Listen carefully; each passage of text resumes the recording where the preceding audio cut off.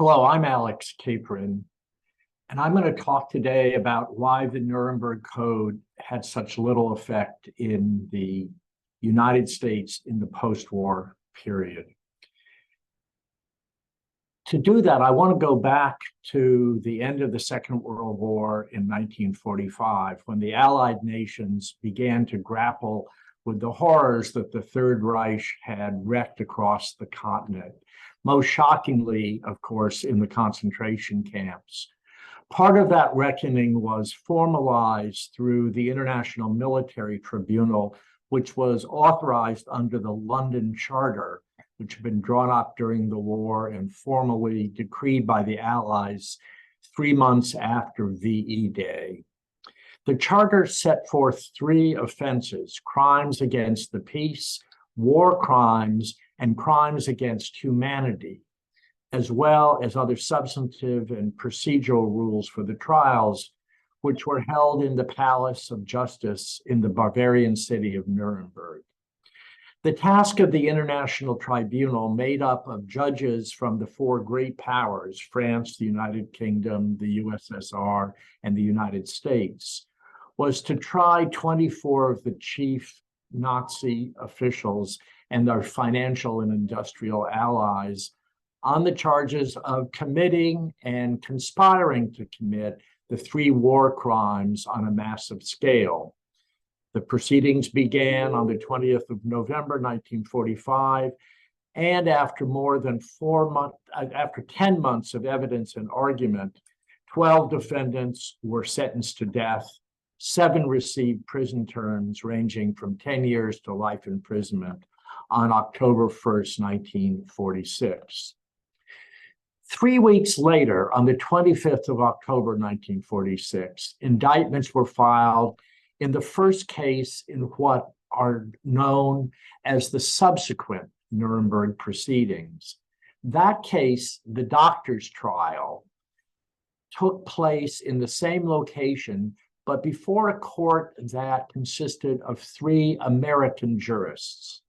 The horrible crimes of the top Nazi officials who were convicted by the International Tribunal had been widely known, but the charges of murder, torture, and other atrocities against the 23 defendants in the medical case seemed somewhat more shocking because 20 of them were physicians whose departure from their profession's ancient ethical standards made the war crimes and crimes against humanity of which they were charged even more odious. The trial lasted from the 9th of December, 1946 to the 20th of August, 1947. 7 defendants were sentenced to death. 9 received prison sentences ranging from 10 years to life, and 7 were acquitted. 10 of the defendants were further charged with and found guilty of membership in a criminal organization, the SS. In announcing its judgment, the court made clear that human experimentation was not per se wrong. Rather, the convicted defendants were found to have departed from recognized standards for, quote, permissible medical research. The court set forth the 10 necessary characteristics of such research. And I'm going to share a slide that shows this because it's important to understand what the 10 principles were. The first principle begins with the voluntary consent of the human subject is absolutely essential. This precept is especially important, not simply because it stands at the head of the Decalogue, but also because it is, along with its correlate in the 9th principle, the human subject should be at liberty to bring the experiment to an end if he has reached the physical or mental state where continuation of the experiment seems to him to be impossible. The norm that draws its ethical force from the law. The first principle relied heavily on the common law of battery, with which the American judges were very familiar, and also drew upon and contributed to the emerging field of human rights law, the creation of which was a major project in the post-war period for the United Nations and other international bodies, including the tribunals sitting in Nuremberg and in other cities across occupied Germany, which fleshed out the contours of the crimes for which the Nazis were prosecuted. Both the centrality of the first principle and its essentially legal nature can also be seen from its being by far the longest of the 10 principles. Its simple 10-word opening sentence is then followed by what amount to 2 paragraphs totaling 180 more words, beginning with the explanatory phrase, "This means that." And the judges elaborated on legal capacity, the ability to choose freely, and the need for subjects to have sufficient knowledge and comprehension of the elements of the research, such as the experiment's nature, duration, and purpose, its method and means, and all its possible inconveniences and hazards and effects upon the subject's health or person.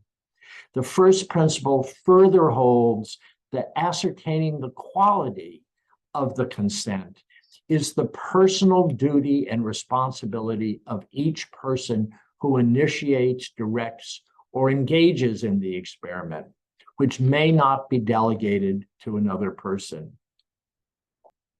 The other 8 principles announced by the tribunal, which effectively, but more briefly, in a total of 265 words, address the design and implementation of research projects, amount to ethical standards framed in scientific terms. They require that to be legitimate, an experiment must be a necessary means of producing fruitful results for the good of society, must be conducted only by scientifically qualified persons using the highest degree of skill and care, must be based on prior knowledge and animal experimentation, and designed to avoid unnecessary physical and mental suffering and injury, especially death or disabling injury, may only proceed when the humanitarian importance of the subject being sought exceeds the risk created by the experiment, which should be minimized. And finally, should any of the prohibited conditions arise during the course of the experiment, the investigator must terminate it. Now, the Americans and others were impressed by the invaluable contributions that scientific research had made during the war effort. Government officials were therefore persuaded that science was, as Vannevar Bush said, the endless frontier, and that investing in exploring science would provide great returns for society. Since advances in medicine were seen as among the most significant benefits of research, the need to continue carrying out biomedical investigation to move forward toward better health and longer life expectancy topped the list of arguments for formalizing government support of basic and applied research after 1945. Indeed, the analogy to fighting a war was explicit.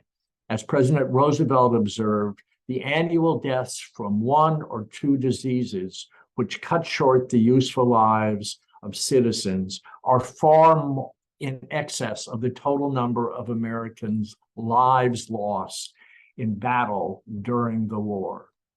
Further, proponents argued that training more physicians and building more hospitals, other activities that the federal government was undertaking, would not only pay off, or would only pay off unless they were equipped with improved means of preventing, diagnosing, and treating disease.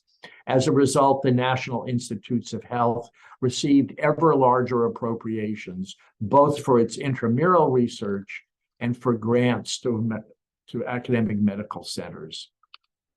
Now, one might suppose that the wartime experience would have led scientists and officials who funded them not only to consider the benefits of government-funded biomedical research, but its perils as well. Regrettably, they had not. Between 1947 and 1972, the United States government, whose tribunal had articulated the principles for ethical experimentation, quietly carried out studies not solely in the United States on the effects of venereal disease and ionizing radiation, the utility of mind-control drugs and espionage, among many other topics. The studies used uninformed and often vulnerable subjects, orphans, prisoners, mental patients, charity patients, and resulted in serious harms, including death. At least some of the physicians involved in the Public Health Service and the Department of Defense apparently believed that the importance of the knowledge being sought outweighed the injunction that research is only permissible when its subjects knowingly and voluntarily agree to participate. Beyond them, other researchers appeared to be simply unconcerned. Similarly, the Nuremberg judgment did not prevent academic researchers and pharmaceutical companies from carrying out clinical trials that violated patient subjects' rights and welfare. Some examples were included in a report that Harvard anesthesiology professor Henry K. Beecher prepared for the AMA Council on Drugs in 1959. He did not name the physicians involved because he did not want to subject them to criticism, since, in his words, the breaches of ethical conduct which have come to my attention were owing to ignorance or thoughtlessness. They were not willful or unscrupulous in origin. 7 years later, in his famous New England Journal of Medicine article on ethics in clinical research, he described 22 cases of unethical medical research carried out on patients, not for their own benefit, at leading medical schools, university hospitals, private hospitals, government military departments, government institutes, the National Institutes of Health, Veterans Administration hospitals, and industry. Again, Beecher left the names out of the descriptions, but with a different explanation. The focus should not be on individuals when the problem was widespread, in his words, whereas he had earlier talked about occasional lapses. Indeed, he noted that the cases were easy to find by examining 100 consecutive human studies published in 1964 in an excellent journal. 12 seemed unethical, he said. Similarly, an English physician at the time, Maurice Papworth, reported finding hundreds of contemporary human experiments that had been conducted unethically. Dr. Beecher was roundly criticized by his peers for not only washing medicine's dirty laundry in public, but also for having presented an unrepresentative sample. But even before 1972, when the Tuskegee syphilis study, in which the PHS doctors had observed the effects of the disease on poor Black farmers in rural Alabama without ever informing them of their diagnosis or offering treatment, even before that was revealed by a journalist in 1972 to a shocked nation, no objective observer contended that biomedical research in the United States had been adhering to the principles set forth in the so-called Nuremberg Code. While contemporary discussions of research ethics usually begin with or at least conspicuously mention the Nuremberg Code. And it has great prominence today. It is puzzling that it seemed to have been ignored, even especially in the United States, given that it appeared in a judgment 25 years before the Tuskegee syphilis experiment was revealed. There are several possible explanations for this. One or two can be quickly dismissed. The failure was not because the trial was insignificant. It was the first trial after the international trial in Nuremberg of the major war criminals, and the defendants included some of the leading figures in the German medical establishment at the time, a number of whom had been major figures in the Third Reich, and particularly the SS. And the evidence, some gathered from and presented by survivors of the barbaric experiments in the concentration camps, was simply sensational. Moreover, the trial itself was fascinating, combining as it did a criminal trial with an ethical debate over the justifications for and limits of research involving human subjects. Now, the question that I want to explore during the seminar is, how do we explain why researchers ignored, or at least did not feel constrained by, the code during the post-war period? Thank you.